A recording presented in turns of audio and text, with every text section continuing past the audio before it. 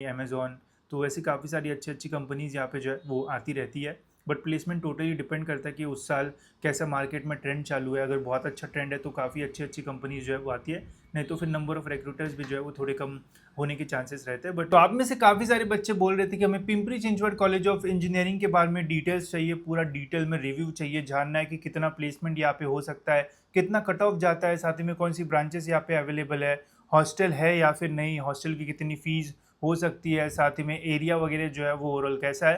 तो ये सारी चीज़ें मैं आपको इस वीडियो में जो है वो बताने वाला हूँ, ताकि आपको डिसीजन लेने में जो है वो ईजी हो एंड समझ में आए कि क्या हमें इस कॉलेज में एडमिशन जो है वो लेना चाहिए या फिर नहीं। तो वीडियो पूरा एंड तक देखते रहिए एंड अगर आप इस चैनल पर न्यू हो तो सब्सक्राइब जरूर से कर लेना, ताकि आपको इंजीनियरिंग के एडमिशन से रिलेटेड सारे जो अपडेट्स है वो टाइम पे मिलते रहे। स्टार्ट करते हैं इस कॉलेज के ओवरव्यू से। तो ये कॉलेज स्टैब्लिश हुआ था 1999 में। कॉलेज लोकेटेड है निगड़ी पिंपरी चिंचवड पुणे के अंदर। इस कॉलेज का जो इंस्टीट्यूट टाइप है वो है प्राइवेट बट ऑटोनॉमस। अब ऑटोनॉमस के फ़ायदे तो आपको पता ही है कि बैकलॉग वगैरह लग जाता है तो जल्दी एग्जामिनेशन हो जाती है। साथ ही में यूनिवर्सिटी का जैसे पूरा शेड्यूल होता है वो शेड्यूल जो कॉलेजेस को है वो इतना फॉलो नहीं करना पड़ता है। वो अपने सिलेबस को भी जो है वो अपडेट वगैरह कर सकते हैं, तो ऑटोनॉमस के आपको थोड़े एक्स्ट्रा फ़ायदे जो है वो मिल सकते हैं। एफिलेटेड है ये पुणे यूनिवर्सिटी के साथ। कॉलेज का जो इंस्टीट्यूट कोड है वो है 6175। कैंपस एरिया की बात की जाए तो 13 एकर्स में आपको जो कैंपस है वो मिल जाएगा, जिसमें आपको जितनी भी पढ़ाई के लिए जो भी इंपॉर्टेंट चीज़ें लगती है वो सारी चीज़ें आपको इस कॉलेज में जो है वो मिल जाएगी। साथ ही में अगर कनेक्टिविटी की बात की जाए तो नियर बाय एयरपोर्ट 20 किलोमीटर्स के आसपास आपको जो है वो देखने को मिलेगा, जो कि थोड़ा दूर है, बट अगर आप फ्लाई करके आते हो तो ही, नहीं तो फिर रेलवे स्टेशन तो आपको काफ़ी पास मिल जाएगा, बस स्टैंड भी बहुत ही पास है, तो इजीली आप जो है वो ट्रैवल वगैरह कर सकते हो। बाकी पुणे में ट्रैवलिंग का इतना तो प्रॉब्लम नहीं आता है। जितना भी मैं पुणे में रहा हूँ तो लोकल वगैरह से भी आप ट्रैवल कर सकते हो, नहीं तो बसेस यहाँ पे बहुत सही चलती है। गूगल पे बस ओपन कर लेना कहाँ पे जाना है एंड वहाँ पे ऐसा सेगमेंट होता है जहाँ पे आपको बस या फिर ट्रेन या फिर साइकिल ऐसे चूज़ करने का ऑप्शन आता है, तो बस पे क्लिक करना, बस का नंबर आपको पता चल जाएगा एंड आप आराम से ट्रैवल जो है वो कर पाओगे। स्ट्रीम्स की अगर बात की जाए तो इस कॉलेज में काफ़ी सारी ब्रांचेस आपको मिल जाएगी। सिविल इंजीनियरिंग है जिसका इंटेक 60 स्टूडेंट्स का है। कंप्यूटर इंजीनियरिंग है 240 स्टूडेंट्स का यहाँ पे इंटेक है। एक और एक्स्ट्रा चीज़ है computer engineering in regional language. ठीक है, तो ये कोर्स है तो इसका जो है वो थोड़ा ध्यान से प्रेफरेंस डालना, नहीं तो पहले इसको डालोगे फिर इसको डालोगे तो फिर रीजनल लैंग्वेज में आपको जो है वो कंप्यूटर इंजीनियरिंग करना पड़ेगा। 60 का इसका इंटेक है, आईटी का 120 का इंटेक है, ईएनटीसी का 180 का इंटेक है, मैकेनिकल का 180 का intake and computer science and engineering AI and machine learning जो कि 2021 में स्टार्ट हुई है ब्रांच, इसका भी इंटेक है 120 स्टूडेंट्स का। तो टोटल कॉलेज का जो इंटेक है वो है 960 स्टूडेंट्स का। साथ ही में अगर आप डायरेक्ट सेकेंड ईयर इंजीनियरिंग में इस कॉलेज में एडमिशन लेने का सोच रहे हो तो 10% सीट्स आपको जो है वो रहेगी, मतलब 60 का 10% आप लगा सकते हो कि 6 सीट्स आपके लिए जो है वो रहेगी। 120 में 12 सीट्स आपके लिए जो है वो रिजर्व रहेगी। तो ये डायरेक्ट सेकेंड ईयर का हो गया। सीट मैट्रिक्स की अगर बात की जाए तो यहाँ पे आप डिटेल में देख सकते हो। कॉलेज ऑटोनॉमस है, साथ ही में यहाँ पे आपको कंप्यूटर में जैसे 240 सीट्स है उसमें से 150 सीट्स 6 सीट्स जो है वो महाराष्ट्र स्टूडेंट्स के लिए रिजर्व्ड है। ऑल इंडिया कोटा भी है, तो आप जेई मेंस के स्कोर के बेसिस पे भी इस कॉलेज में जो है वो एडमिशन ले सकते हो। इंस्टीट्यूट सीट्स है 48।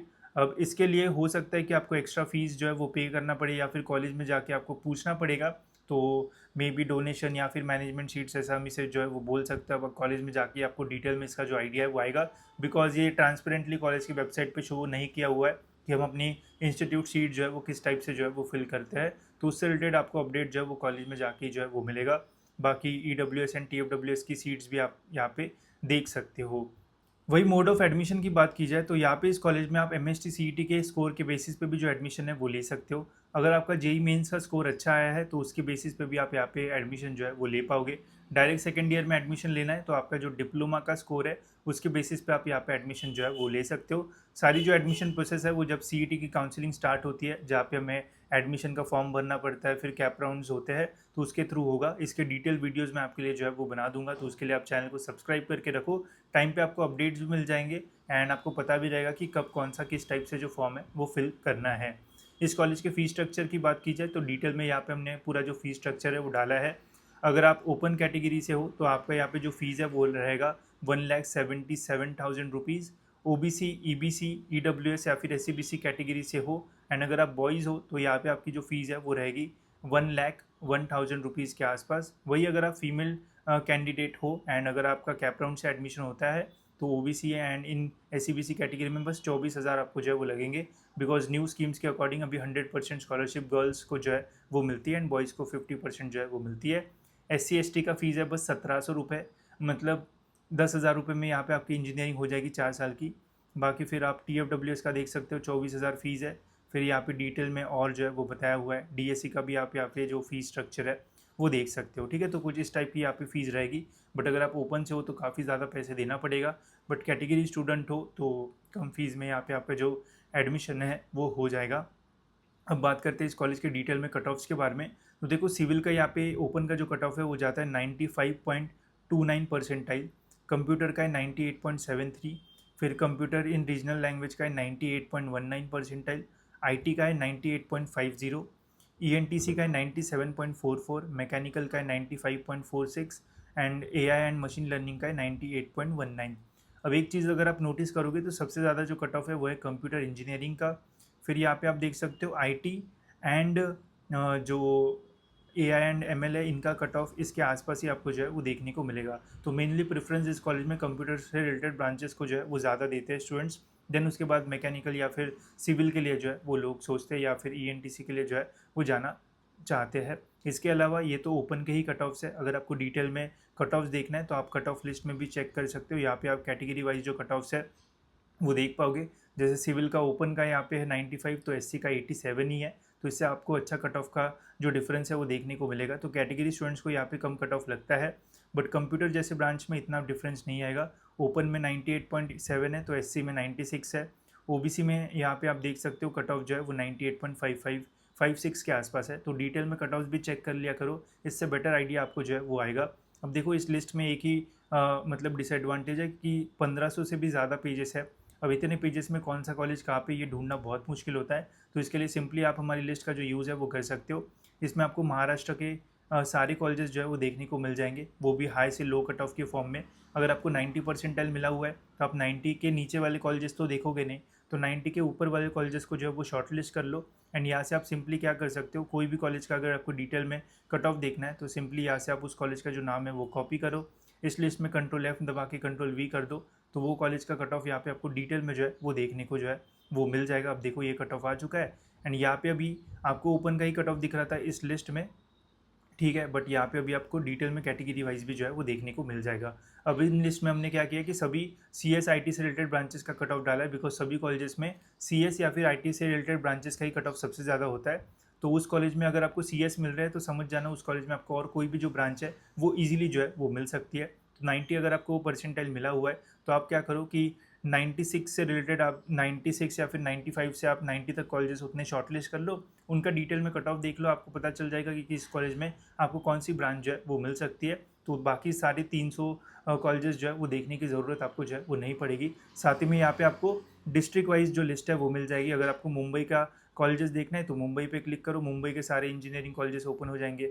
अगर आपको पुणे का देखना है तो पुणे पे क्लिक कर लो, पुणे के सारे कॉलेजेस जो है वो ओपन हो जाएंगे। तो इससे काफ़ी ईजी हो जाएगा। साथ ही में अगर आपको JEE मेंस के थ्रू जो है वो देखना है तो वो भी आप यहाँ पे जो है वो देख सकते हो। यहाँ पे नीचे वाले फोल्डर में मैंने JEE मेंस के high to low cutoff जो है वो डाले।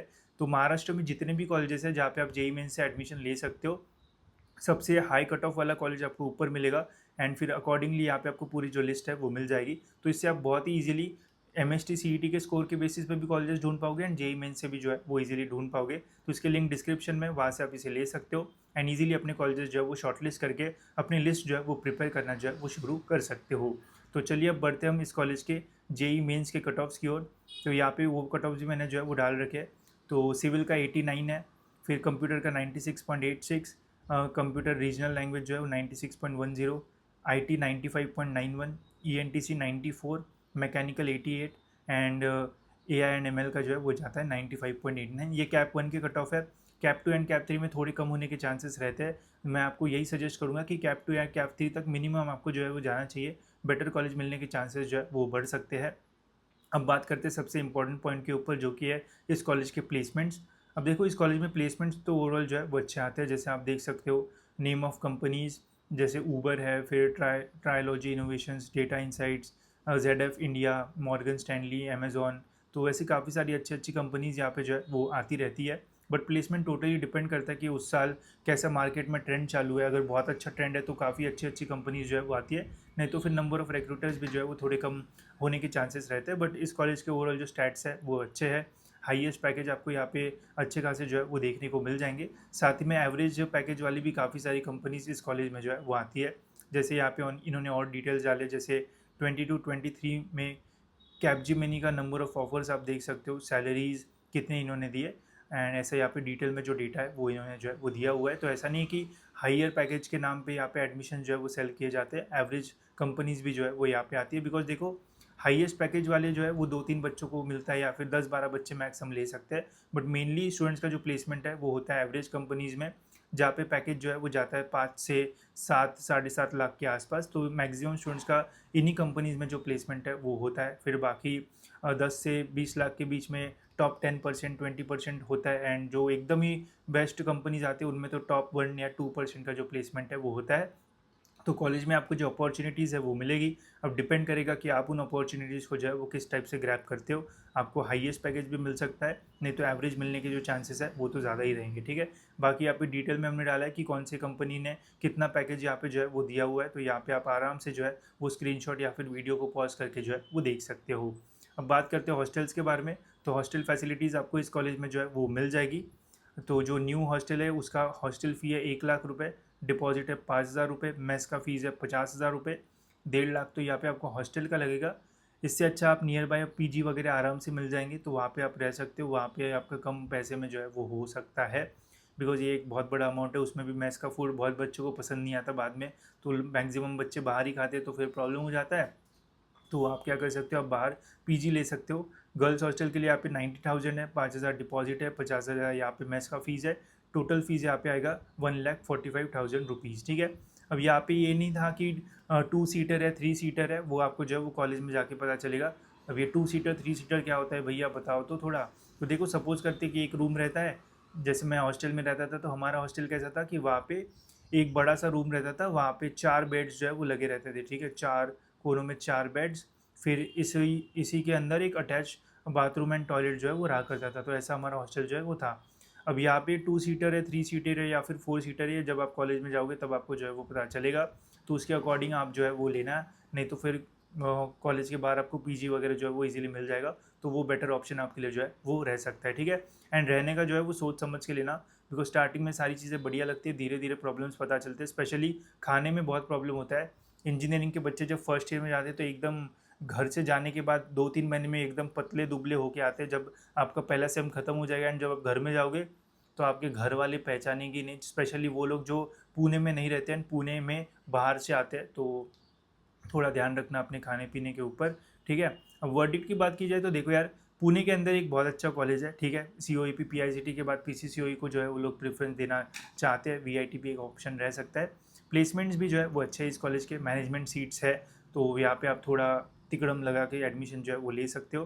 कट ऑफ जो है वो हाई है इस कॉलेज के। एक चीज़ मैं आपको यही रिकमेंड करूँगा कि कैप राउंड 3 तक जो है वो वेट करना है इस कॉलेज के लिए, ज़रूर यहाँ पे आपको एडमिशन मिल सकता है। बाकी वैकेंट राउंड के लिए भी आप जो है वो ट्राई कर सकते हो, वहाँ से भी आपको जो है वो एडमिशन मिल सकता है इस कॉलेज में। ठीक है, बाकी तो मैंने मैक्सिमम डिटेल्स आपको जो है वो बता दी है, और कुछ अगर आपको क्वेश्चंस होंगे तो आप मुझे पूछ सकते हो। एडमिशन का व्हाट्सएप ग्रुप जरूर से ज्वाइन कर लेना, वहाँ भी मैं आपके लिए जो अपडेट्स वगैरह है वो डालते जाऊँगा। ठीक है, बाकी इन कट ऑफ लिस्ट का भी आप यूज़ जो है वो कर सकते हो। एज सच आपको ज़्यादा काउंसलिंग भी जो है वो लेनी नहीं पड़ेगी, ईजिली आप यहाँ से लिस्ट से जो है वो कॉलेजेस जो है वो निकाल सकते हो एंड देख सकते हो कि कौन से कॉलेजेस आपको जो है वो मिल सकते हैं। ठीक है, एंड और कुछ होगा तो वैसे बता देना, नेक्स्ट वीडियो में कौन से कॉलेज का रिव्यू चाहिए तो वो भी बता देना। ठीक है, तो फिलहाल दोस्तों इस वीडियो में इतना ही, मिलते हैं ऐसी और एक इन्फॉर्मेटिव वीडियो में।